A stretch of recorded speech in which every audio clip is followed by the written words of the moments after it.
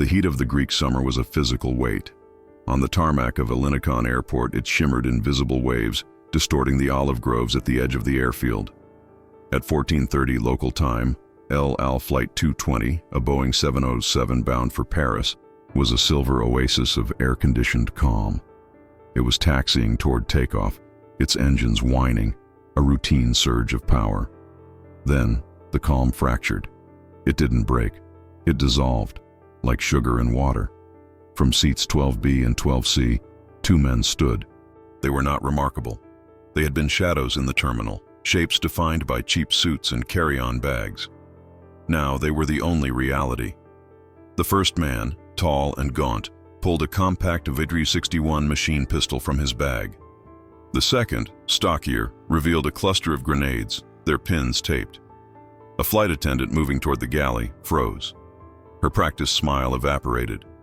"This is not a negotiation," the tall man announced in clear, accented English. His voice, amplified by the cabin's sudden, terrified silence, was thin but sharp. "This is a repossession. We are soldiers of the Black September organization." In the cockpit, Captain Yuri Menachem heard the click of the intercom, followed by the attendant's strained voice. "Cockpit, we have a situation. Code 7. Code 7, hijacking." Yuri's hands, which had been gently guiding the throttle, became stone. His co-pilot Avi was already switching the transponder to 7500, the universal signal for unlawful interference. "Athens Tower," Yuri said, his voice a flat line of forced professionalism. "LL2I-20 is aborting takeoff. We have a situation on board. Repeating, we are declaring an emergency. We are returning to the apron." The tower, staffed by Greek controllers, crackled back, confused. But the 707 was already turning, a lumbering captured beast, moving away from the runway and toward the isolated Tango apron, a concrete expanse reserved for cargo and emergencies, far from the main terminal. The plane came to a stop. The engine spooled down, leaving an oppressive, humming silence, broken only by the gasp of the auxiliary power unit. On board, the 142 passengers and 10 crew members were prisoners. The lead hijacker, who called himself Basim, ordered the blinds drawn. The sunlight vanished, replaced by the dim artificial glow of the cabin lights. The air, no longer cooled by the main engines, grew thick and close. It smelled of jet fuel, sweat, and a new metallic odor. Fear. The clock on the cockpit instrument panel read 14:52. It was ticking, but it felt as if it had been dropped into wet cement. The hijacking had begun, and with it, the world outside dissolved, replaced by the suffocating, sun-baked reality of Apron Tango. The 707 was no longer a plane. It was a pressurized tomb waiting for a verdict.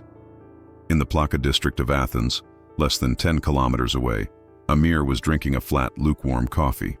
His small cafe table wobbled on the ancient cobblestones.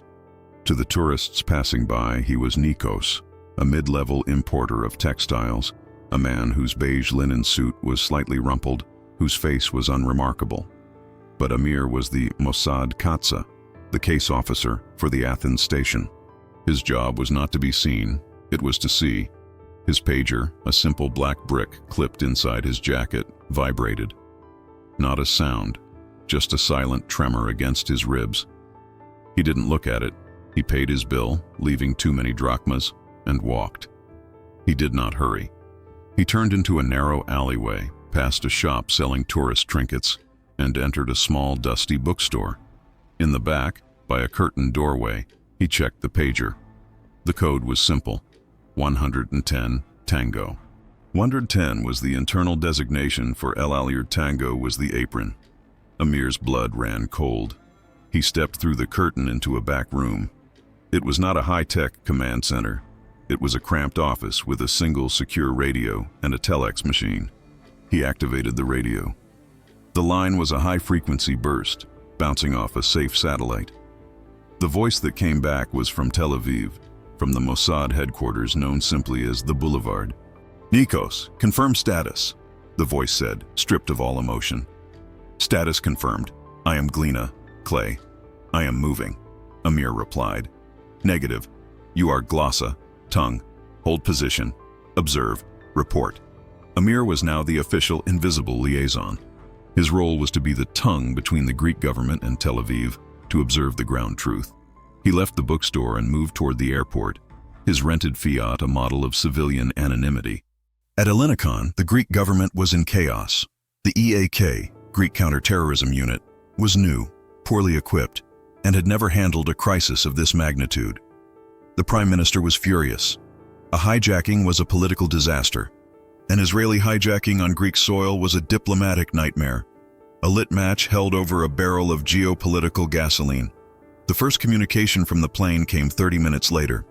The hijackers used the plane's radio, their leader Basim speaking directly to the tower. His demands were predictable, yet impossible. He wanted the release of 50 militants held in Israeli prisons. He wanted $2 million in cash, and he wanted refueling and safe passage to Algiers. The deadline was 06:00 tomorrow. If the demands were not met, the plane and everyone on it would be detonated for the cause. Amir, parked in an overlook observation spot, watched the scene through binoculars. He saw the Greek snipers, clumsy in their movements, taking positions on the terminal roof. They were too far. They were exposed. It was security theater. He keyed his radio. Boulevard, Glossa reports. Greek response is inadequate. They are posturing. They have no solution. The situation is static, but volatile. The reply was brief. Glossa, a delegation is being prepared. Your job is to make the Greeks accept it. The delegation. Amir knew what this meant. It was not a group of diplomats. It was the king's office, the prime minister's, authorizing a Mossad-led solution. But the Greeks would never ever allow armed Israeli commandos onto their sovereign soil. To do so would be to invite the fury of the entire Arab world. Amir knew his real mission had just begun. He had to sell the impossible. The atmosphere at the boulevard was not one of panic. It was one of cold, compressed energy. In the office of the Memune, the director of Mossad, the air was thick with cigar smoke. With him were the heads of Somet, Collections, Keshet, R&D, and the commander of Sayeret Matkal, the IDF's most elite special forces unit. But the most important person in the room was Dr. Yael Cohen. Yael was not a soldier or a spy in the traditional sense. She was the head of the Lahama Psychologiet, Psychological Warfare Division. Her job was to dissect the enemy's mind. For the last hour, she had been listening to the tapes of Basim's voice, forwarded from Athens. She studied his word choice, the cadence of his speech, the rise and fall of his intonation. He's a performer, she said finally, placing her glasses on the table. He doesn't just want to win. He wants to be seen winning. He uses revolutionary rhetoric, but it's boilerplate. He's quoting pamphlets. He's not the ideologue. He's the muscle, and he's insecure about it. The Matkal commander, Eitan, a man of few words and immense physical presence, shifted in his chair. So he's volatile. He'll make a mistake. Perhaps, Yael said. But his insecurity is also his armor. He will react badly to any perceived challenge to his authority. If we send soldiers, he will start executing hostages. If we send a slick diplomat, he'll see it as a trick. She paused, leaning forward. But look at what he's actually asking for. Fuel. A flight plan. He's obsessed with the mechanics of his escape. He's not just a hijacker. He's trying to be a pilot, a quartermaster, a logistician. He thinks this makes him a brilliant commander. The Memune looked at her. The key, Yael. Give me the key. The key is not to challenge his authority, but to overwhelm it with something he can't possibly understand. Bureaucracy. He's a theater kid trying to run an airline. He expects a fight. He doesn't expect paperwork. A slow smile spread across the Mamuni's face. He looked at Eitan. You're not sending Sayeret Matkal. Eitan looked baffled. Director? You are sending the El Al Ground Operations Technical Support Team, Athens Division. You are sending a lead negotiator, a hydraulic engineer, a refueling technician, and an avionics specialist. You are going to bore him into submission. The plan began to form, a complex operation built not on explosives, but on psychology. The disguise would not be a false beard. It would be a complete, impenetrable, and utterly tedious persona. Eitan understood. His men were the best in the world at breaching doors. But could they convincingly complain about union regulations? And the Greeks? Aiton asked. That, the Memene said, looking at a map of Athens, is Amir's problem. Yael was already at a whiteboard, scripting. She wasn't planning a rescue, she was writing a one-act play. The political pressure was immense. The Greek Prime Minister, in a secure call with his Israeli counterpart, was adamant. This is Greek soil. There will be no foreign military action. We will negotiate. We will give them the fuel. We will let them fly to Algiers. This is not your problem until it leaves our airspace. The Israeli Prime Minister's reply was glacial. It is an Israeli flag carrier. It is an Israeli crew. They are Israeli citizens. It has been our problem from the moment they boarded. You will allow our technical team to assist. The word technical was the pivot. It was the semantic space where diplomacy and espionage met. Amir, now Nikos, was sitting in a windowless room at the Greek Ministry of Defense. Opposite him sat General Karas, the head of Greek intelligence, a man with weary eyes and a deep mistrust of his Israeli allies. My government will not tolerate armed intervention, Karas said, lighting another cigarette. We are walking a tightrope. Your presence here endangers us. General, Amir said, his voice calm, respectful. We are not discussing intervention. We are discussing passenger safety. This is an El Al 707. Your ground crews are not certified for its specific systems. The hijackers are demanding fuel and a long-haul flight. What if there is a technical fault? What if the APU fails? What if the hydraulic system, which was flagged for maintenance, fails on takeoff? Amir slid a thin file across the table. It was a reel pulled from the archive El Al maintenance log for that exact aircraft. The Mossad's Summit division had it within 30 minutes of the hijacking. The left-wing flap hydraulic actuator. It's weeping fluid, Amir said flatly. If it fails, the plane drops from the sky. Your problem, General, will become a catastrophe. Karas stared at the log. He didn't know if it was real or a fabrication. It didn't matter. It was plausible. It was the out he needed. If he allowed an El Al technical team to board the plane to fix a fault, he wasn't bowing to Israeli military pressure. He was preventing a catastrophic failure. It was a humanitarian gesture. They will be unarmed, Karas stated. They are technicians, General. They carry tools, Amir replied. They will be accompanied by a lead negotiator from the airline. Shimon Peres, a specialist in union disputes. He's very dull. He will talk to the hijackers about their needs while the technicians inspect the aircraft. That is all. Shimon Peres? Karas raised an eyebrow. The audacity. A common name, Amir said without blinking. 1 hour, Karas said. Your team gets 1 hour on the tarmac. They talk, they look, they do not provoke, and my men will be watching. If I see a weapon, I give the order to storm the plane myself. Consequences be damned. You will see clipboards, toolboxes, and badly fitting uniforms, Amir promised. Thank you, General. Amir left the ministry. He keyed his radio. Glossa to Boulevard. The protocol is approved. The stage is set. Send the actors. The operation was codenamed Chimera. It was a fitting name, a mythical creature made of disparate parts. In a secret location, a Mifrat, staging base, near Tel Aviv, Eitan and his Sayeret Matkal team were shedding their identities. They were not soldiers anymore. For the past 6 hours, they had been in a high-speed cram session. They were not learning how to breach a cockpit door. They were learning the language of a 1970s Boeing 707. It's not a leak, a grizzled El Al chief engineer drafted for the briefing yelled at them. It's a Class 3 weep from the number 2 engine's hydraulic pump. You don't fix it. You assess the serviceability for a single-leg ferry. Use the words. Yael's team was working on their covers, their Sipere Kisui. Eitan would be Shimon, the lead negotiator. His persona was meticulously crafted. He was a 52-year-old mid-level manager from the El Al logistics department. He was divorced. He was slightly bitter about his pension. He was a man who believed procedure was the only thing holding the world together. He was, in essence, the perfect bureaucrat. The rest of the team were technicians. Avi, real name Barak, the team's explosive expert, was now an avionics specialist. Yossi, the assault leader, was now a hydraulics man. They carried metal clipboards. The top sheets were real El Al service manifests.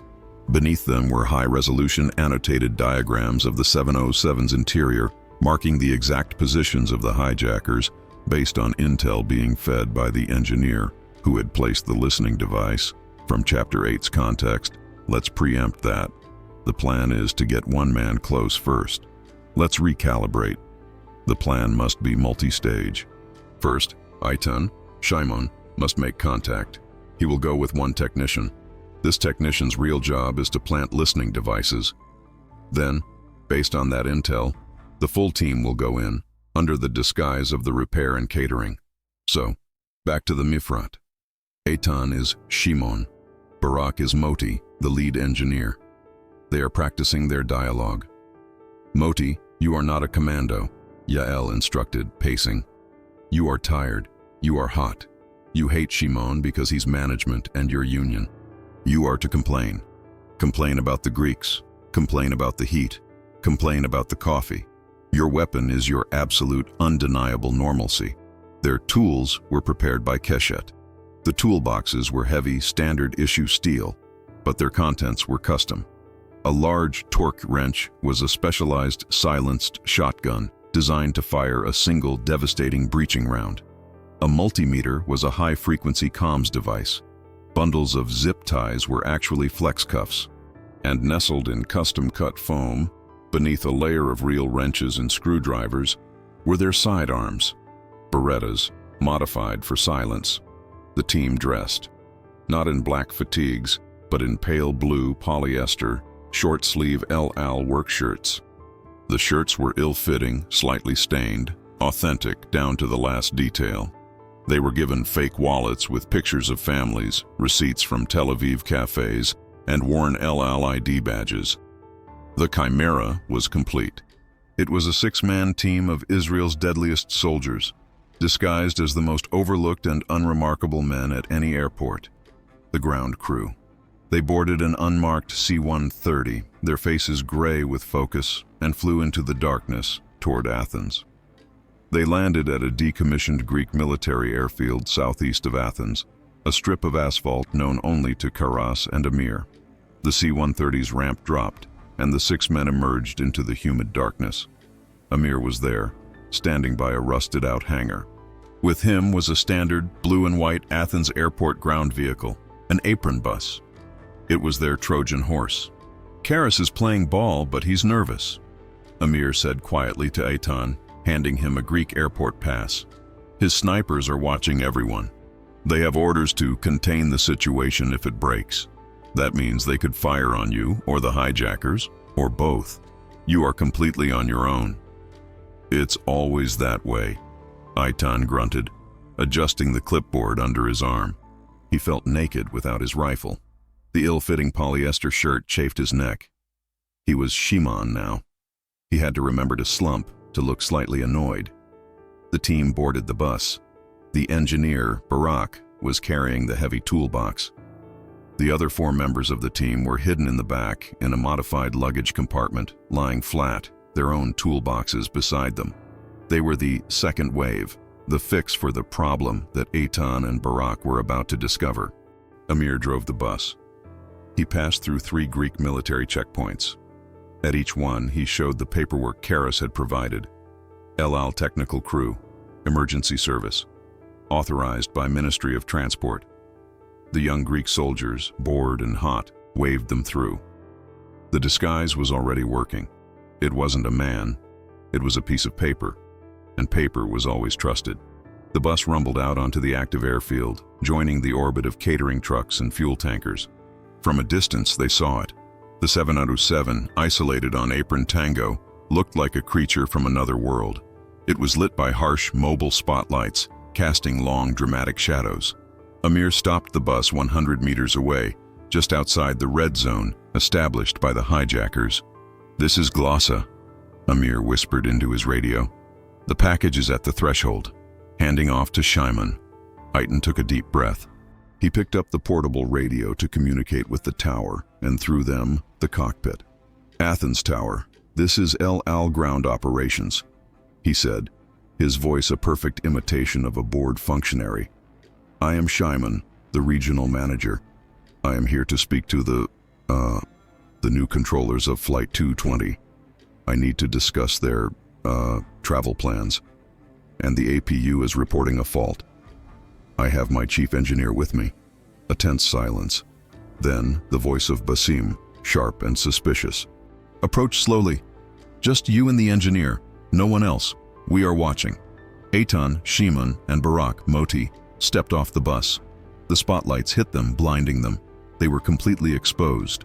They walked slowly, Eitan carrying his clipboard, Barak his toolbox. Every window on the 707 was a potential sniper's nest. Every Greek sniper on the terminal roof had his rifle trained on their backs. The 100-meter walk felt like a kilometer. The walk was a symphony of calculated vulnerability. Eitan, as Shimon, held his clipboard up, as if to shield his eyes from the lights, a move that also showed his hands were empty. Barak, as Moti, let the toolbox bang against his leg. He even stumbled once, cursing in Hebrew, a natural show of clumsiness. They were projecting incompetence, or at least civilian awkwardness. They stopped 10 meters from the fuselage, directly under the R1 cockpit door. The plane loomed over them, a silent silver wall. "We are here," Eitan shouted, his voice sounding small in the open air. "We are from El Al. We are here to help you." A small window slid open in the cockpit, 5 meters above them. The barrel of a machine pistol emerged, followed by the face of Basim. He was young, his eyes burning with a mixture of zealotry and amphetamine-fueled paranoia. "What do you want?" Basim yelled down. "What do I want?" Eitan Shimon yelled back, injecting a note of pure bureaucratic exasperation. "What do you want? You want to fly to Algiers? This bird isn't certified. The APU is running hot, and my logs show a Class 3 weep on the portside hydraulics. You think this is a bus you just put fuel in and drive away?" There was a silence from the cockpit. This was not the conversation Basim had prepared for. He had expected commandos or crying diplomats begging for lives. He had not expected a lecture on aircraft maintenance from a grumpy middle manager. "Who are you?" Basim demanded. "I'm Shimon, the man who has to file the paperwork if you blow up my company's asset." Eitan motioned to Barak. "This is Moti, my best engineer. He needs to look at the landing gear and the APU exhaust. Otherwise, you're not going anywhere. Or worse, you'll take off and the gear won't retract. You'll be a sitting duck." This was Yael's psychological key, turning in the lock. Basim's arrogance was rooted in his belief that he was in control of the operation. Eitan was challenging that control, not with a gun, but with a technical manual. "Let Moti look." Eitan pressed. "Then I will come up and we can fill out the flight plan and catering request. You want food, don't you? You want water? That's my department." Basim hesitated. The plane was hot. The hostages were restless. The thought of a mechanical failure was a genuine practical problem he hadn't considered. "Just the engineer. He stays outside. You," he pointed at Eitan, "you can come to the door. Just the door, slowly." The plane's R1 door, just behind the cockpit, hissed open a few inches. A different hijacker looked out, his eyes wide. "Moti," Eitan said, "go check the wing." "Don't be long." Barak nodded, grumbling. 20 minutes. Union rules." He shuffled off toward the left wing, disappearing into the shadow under the massive engine.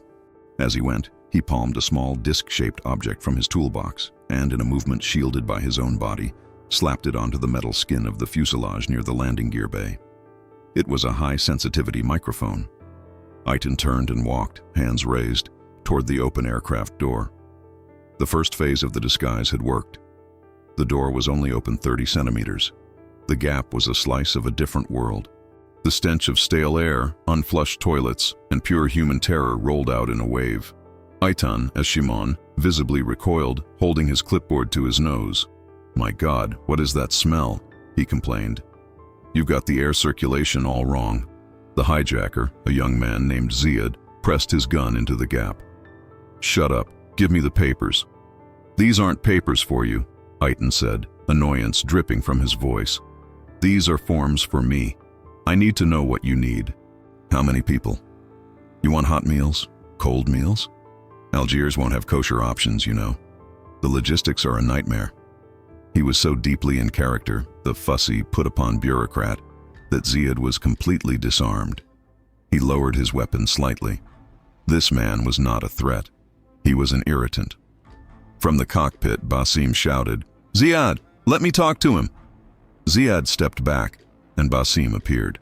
He was exactly as Yael had profiled. Arrogant, performance-driven, and now slightly flustered. "We have no time for this," Basim snapped. "You have all the time in the world, but this plane doesn't." Eitan countered. "Moti, my engineer, he's looking at the hydraulic line. If it's what I think it is, you're not flying anywhere. You'll be lucky to make it to Crete." This was the hook. Eitan could see Basim's mind working. The grand revolutionary statement was being bogged down by the mundane reality of hydraulic pressure. "What does it need?" Basim asked, his voice low. "It needs a new seal. At minimum. Maybe a whole new pressure line. Moti has the parts, but he has to get inside the wheel well. And I need to come on board to verify the passenger manifest against your requirements." Eitan was using the hijacker's own language, wrapping it in red tape. "No one comes on board," Basim said. "Fine." Eitan shrugged, turning to leave. "Then we're done. The plane is grounded. I'll file the report. It's your problem." He took 2 steps. "Wait!" Basim shouted. He was trapped. If the plane couldn't fly, his entire plan had failed. He would be a fool. "The engineer, he can fix it. How long?" "An hour, maybe 2. It's hot. He'll need his full kit. And my team needs to bring you the food and water. The Greeks won't let us do one without the other. Airport rules." Eitan was inventing a rule book that Basim had no choice but to follow. 1 hour, Basim said. 2 engineers, and 2 caterers for the food. That's it. They come to this door. My men will watch them every second. "Fine," Eitan said, "but I have to come too. I have to get the signature for the food." He held up the clipboard. "No signature, no food. Union." Basim growled but nodded. "Fine, go. Get your team." Eitan walked back to the bus. He had not only secured access for the entire Sayeret Matkal team, but he had done it by making it Basim's own idea. As he walked, he could hear Barak's Moti's report coming through his concealed earpiece, fed by the microphone on the fuselage. "I hear 4 distinct voices. 2 in the cockpit, 1 at the front galley, 1 in the rear. They mentioned the package in the aft galley. It's the explosives. They are wired to a dead man's switch held by the man in the back." The intel was gold. The disguise was holding. Back in the Trojan bus, the atmosphere was electric. The 4 operators hidden in the back compartment emerged, cramped but focused.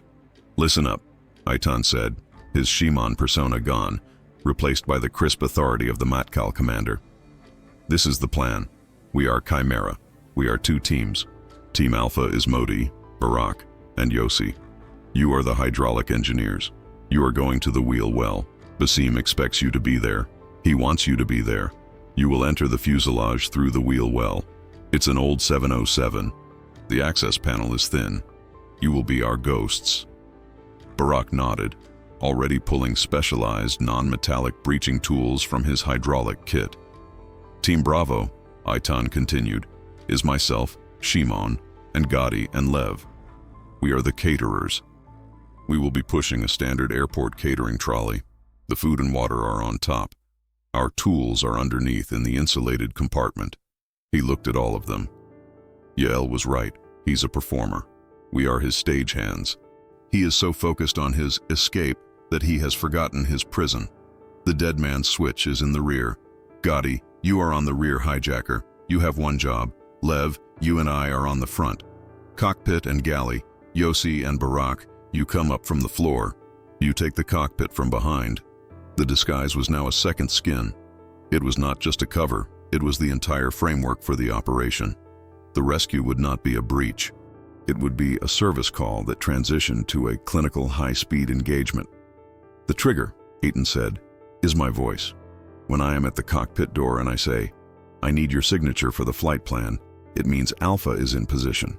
When I say, 'and 1 more signature for the catering,' that is the go. The entire engagement, from signature to secure, will be under 30 seconds. We move, we neutralize, we secure the passengers. We do not shout. We do not run. We are professionals. We are ghosts. They loaded the catering trolley. It was laden with water bottles and shrink-wrapped sandwiches. Beneath a false bottom lay 4 silenced pistols, flashbang grenades modified for low-light, non-incendiary effect, and breaching charges. Amir, in the driver's seat, keyed his radio. Glossa to Boulevard. Chimera is moving. The second act is beginning. Aitan, Barak, Yossi, Gotti, and Lev stepped off the bus. 4 men in El Al uniforms, 2 pushing a trolley, 2 carrying heavy toolboxes. They looked hot, tired, and annoyed. They looked perfect. The walk back to the 707 was heavier. The toolboxes and the trolley were weighted with the instruments of the rescue. The Greek snipers watched. Basim watched from the cockpit. The hostages, peering through tiny gaps in the window blinds, watched. Their hope a fragile, terrifying thing. At the R1 door, Ziad and another hijacker, Ahmed, were waiting. "The engineers first." Basim's voice crackled over the intercom. "They go to the wing. We watch them." Barak, Modi, and Yossi nodded. "Fine, but this away is faster," Barak grumbled, pointing to the main landing gear bay directly beneath the fuselage. "The actuator is in the central well. Go," Basim ordered. Barak and Yossi walked under the belly of the great plane and disappeared into the darkness of the open landing gear bay. They were now out of sight of the cockpit and the terminal. They were inside the hijackers' blind spot. They immediately pulled out their equipment. They weren't looking for a hydraulic leak. They were looking for the avionics access panel, a thin piece of aluminum that led directly into the cargo hold, and from there to the main cabin floor. At the galley door, Eitan, Shimon, began his performance. "Okay, let's get this food on board. It's getting warm. Where do you want it?" Ziad and Ahmed opened the door. Aitan, Lev, and Gotti began to pass the water bottles and sandwiches inside. A slow, methodical, boring process. "Stack it here," Ziad ordered, pointing his gun. "Here? Are you crazy?" Aitan snapped, back in character. "You'll block the galley. You can't do service from a blocked galley. Put it there." He pointed, forcing the hijackers to move, to reorient themselves to his plan. Gotti, the caterer assigned to the rear, kept passing items, his eyes scanning. He saw him. The 4th hijacker, Jamal, at the rear of the plane, by the aft galley. He was holding a small metallic cylinder, the dead man's switch. Gotti's focus narrowed. That was his entire world. Aitan, meanwhile, was at the cockpit door holding his clipboard. Basim stood in the doorway, his machine pistol held casually. "This is chaos," Aitan said, sighing. "I need to confirm the flight plan. Algiers is difficult. Are you sure?" "Just give me the papers," Basim said. "It's not that simple," Aitan said. "The fuel load, the weight and balance, it all has to be calculated. I need your signature for the flight plan." This was the first signal. Beneath them, in the cargo hold, Barak and Yossi heard it in their earpieces. They had their small, shaped charge on the access panel. They were in position. Aitan looked Basim in the eye. The hijacker was impatient. The bureaucrat was frustrating him. It was the perfect moment. Okay, Aitan said, as if defeated. "We will make it work. Just one more thing. The catering manifest. It's a different department. I need one more signature for the catering." The word catering was the thunderclap. The operation unspooled with a speed that defied physics. It was not a battle. It was a deletion. Microsecond 1, Gotti, at the rear of the plane, had been handing a water bottle to Jamal, the man with the dead man's switch. As Aitan spoke the word catering, Gotti did not draw his weapon. He drove the water bottle hard into Jamal's throat. As Jamal gagged, Gotti's other hand, a blur, clamped down on the hand holding the switch, shattering the bones in his wrist to prevent the trigger from ever being released. The package was secure. Microsecond 2. Simultaneously, the avionics panel in the cabin floor exploded upwards, a controlled detonation that sounded like a dropped toolbox. Barak and Yossi emerged from the floor like phantoms, one behind the co-pilot's chair, one behind Basim. Microsecond 3. In the front galley, Lev, who had been holding a tray of sandwiches, pivoted. Ziad and Ahmed, the 2 hijackers, turned their heads toward the sound of the floor breach. That was their last mistake. Lev's silenced Beretta fired twice. 2 clinical reports. Foot. The hijackers fell before they even registered the attack. Microsecond 4. In the cockpit doorway, Basim heard the sound behind him. He tried to turn to bring his machine pistol around. Eitan, the bureaucrat, was no longer there.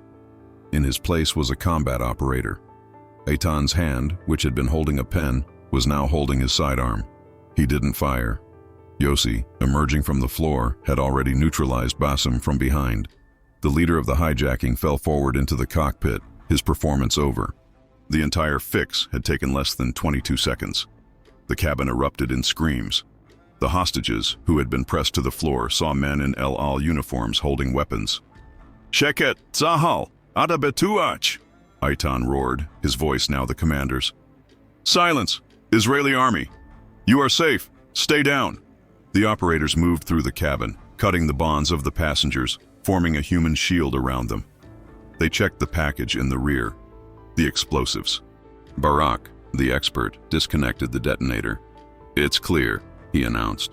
The disguise, the persona of the fussy, tired, bureaucratic Shimon, had held strong until the very last second. It had been the key, the camouflage, and the weapon all in one. The Sayeret Matkal team had not just breached a plane, they had breached a man's mind, using his own arrogance as the doorway. The hijack was over. The rescue was complete. The sun was rising, painting the Greek sky in shades of bruised purple and orange. The 707 sat on apron tango, but its aura had changed. It was no longer a prison. It was just a plane again. The passengers, wrapped in blankets, were being quietly escorted to a secure terminal by Greek police. They were dazed, weeping, and alive. The official story was already being written. The Greek government, in a press conference, announced that after a long and tense night of skilled negotiation by Greek authorities, the terrorist incident had been resolved peacefully. The hijackers, they claimed, had surrendered to Greek police. There was no mention of El Al technicians, no mention of a man named Shimon, no mention of a team chimera. Eitan and his 5 men were not at the airport. They had not waited for thanks. As the passengers were being evacuated, the team had stripped off their blue polyester El Al uniforms. Underneath, they wore simple black flight suits. They gathered their tools, now wiped clean, and placed them back in the toolboxes. Amir's bus was waiting. They drove, not to the terminal, but back to the abandoned military airfield. The C-130 was waiting, its engines already running. They boarded. The ramp closed. Before the Greek Prime Minister had even finished his press conference, the team was in the air, climbing over the Aegean, their wheels retracting into the belly of the plane. The disguise had not just been a tactic, it had been a philosophy. It was an operation built on the principle that the most effective weapon is the one that is never seen. The hijackers had prepared for soldiers, for an assault. They had not and could not prepare for the crushing weight of mundane procedure. They were defeated not by bullets, but by clipboards. Amir, Nikos the textile importer, sat at his cafe in the Plaka once more. He ordered a coffee. It was hot this time. He read the morning paper. The headline praised the Greek government's diplomatic triumph. Amir smiled, paid his bill, and disappeared into the morning crowd. The rescue was a complete success, filed away in a vault at the boulevard. It was a story that, officially, had never happened. The disguise had worked so well, it had erased itself.